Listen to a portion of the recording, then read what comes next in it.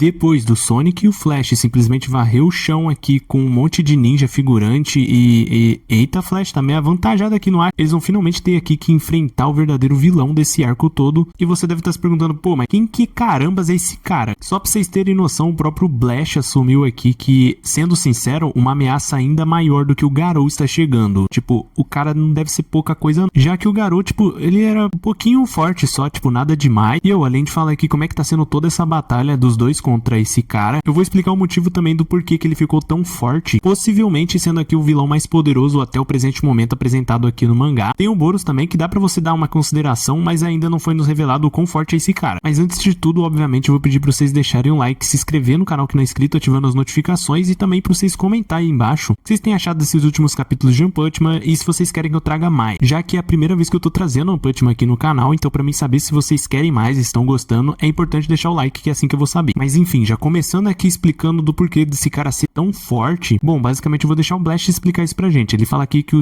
esse cara, no caso, especificamente falando, se chamava Vazio do Nada, tipo, Vazio do Nada, é um nome bem expressivo. Ele era parceiro aqui do Blast, então ele fazia bastante missões aqui com o Blast juntos e etc, então, assim, ele conhece bastante esse cara. Ele fala aqui que originalmente as forças dos dois eram bem parecidas, mas ele recebeu uma vantagem significante quando receberam o poder do famoso God aqui de One Punch Man, que basicamente saiu distribuindo poder aí, no caso peões, pra seguir a vontade dele e etc. Então sim, tecnicamente o Vazio do Nada ficou mais forte do que o Blast depois que ele recebeu esse tal poder. E como eu disse, o próprio Blast assume isso, porém ele acabou sendo ferido assim gravemente, ao ponto de levar quase 15 anos pra ele se recuperar direito. Só que, pra piorar a situação, enquanto tava rolando aqui a batalha do Saitama contra o Garou, o Blast utilizou uma técnica bastante interessante aqui pra inibir, no caso reduzir aqui os danos à Terra. Basicamente ele usou aqui ondas gravitacionais pra dobrar os raios cósmicos do Garou, fazendo com que fossem jogados para o espaço. No caso aqui, tipo, todo o dano causado do Garou é simplesmente puxado aqui por uma espécie de buraco negro. E bom, até o presente momento tava funcionando, até que o Saitama meteu um socão na cara do Garou, mostrando aqui, né, o dano causado, indo diretamente pro buraco negro, e começou a ser sugado aqui por alguém. Quando ele se aproximou, ele obviamente viu que era o próprio Vazio, e então ele absorveu aqui todo esse impacto e virou basicamente aqui esse frangão, assim, não pelo corpo, né, obviamente ele não é frango, mas a cara dele tá parecendo de um frango, mano. Mas enfim, aqui tá o verdadeiro problema. Quando o Blast utilizou aqui o poder dele pra simplesmente deslacerar,